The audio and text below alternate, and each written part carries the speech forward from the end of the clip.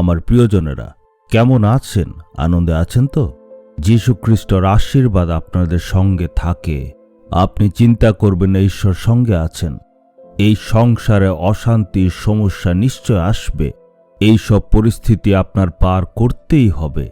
ঈশ্বর পরিস্থিতি পাল্টে দেবেন। আমি বিশ্বাস করেছিলাম, ওই মানুষটাকে আমি অনেক বিশ্বাস করেছিলাম, কিন্তু সে বিশ্বাসঘাতকতা করল। মানুষ এমনই করবে, সে বলবে আমি সর্বদা সঙ্গে থাকব, কিন্তু ছেড়ে চলে যাবে।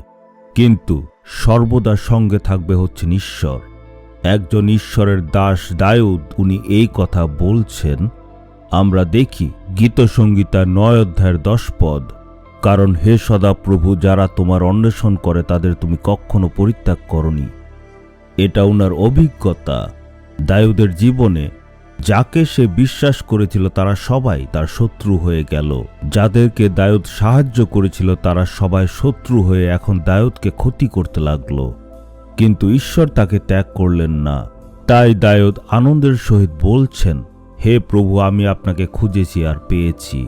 উনি উনার ভক্তদের ছাড়েন না। হয়তো আজকে আপনাকে মানুষ ছেড়ে গেছে। আমার হাত আমি তোমার দিকে বাড়িয়েছি, আমি কখনো তোমাকে ছেড়ে যাব না। যে কোনো পরিস্থিতির মধ্যে আপনার হাত ঈশ্বরের হাতে সমর্পণ করুন আর বলুন, প্রভু আপনি আমায় চালান, আপনি আমার পথ প্রদর্শন করুন, আপনি আমার হাত ধরে আমায় চালান প্রভু। এমন করলে ঈশ্বর বলবেন, সবাই ছেড়ে গেল, আমি ছেড়ে যাব না।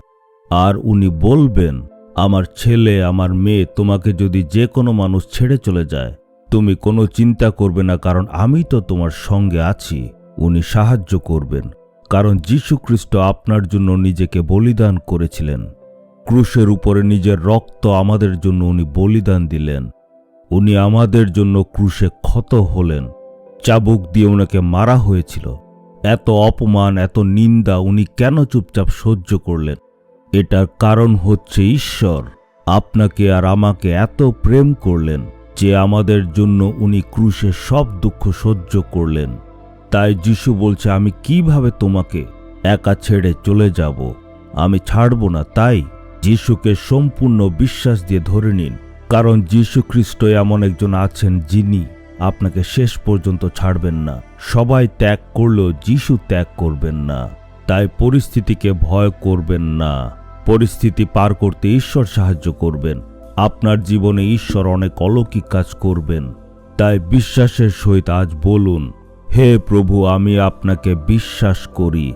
এমন বললে মনে একটা আনন্দ আসবে, সাহস আসবে। এমনভাবে ঈশ্বর বলবেন, হে প্রভু, সবাই যদি আমাকে ছেড়ে যায়, তারপরেও আপনি আমায় কখনো ছাড়বেন না।